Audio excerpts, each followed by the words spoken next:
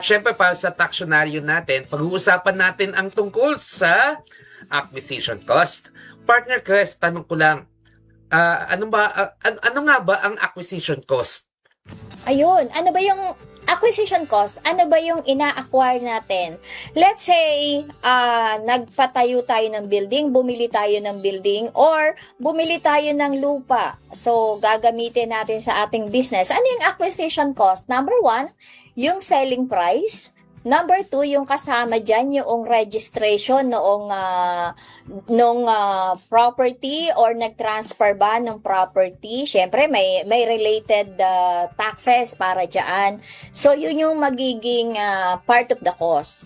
So, kapag naman building ang in-acquire natin, or let's say machinery, kung kasama yung selling price, kung magkano natin binili, at the same time, tinest siya.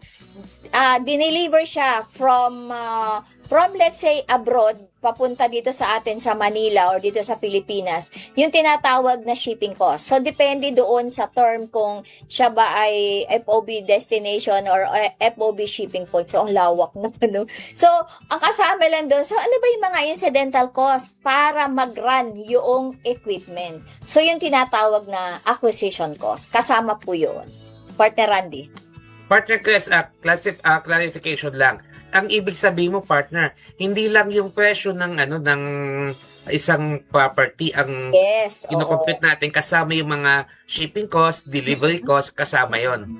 Yes, kasama yon. Bali yun, ika-capitalize din as part of the cost of the property acquired.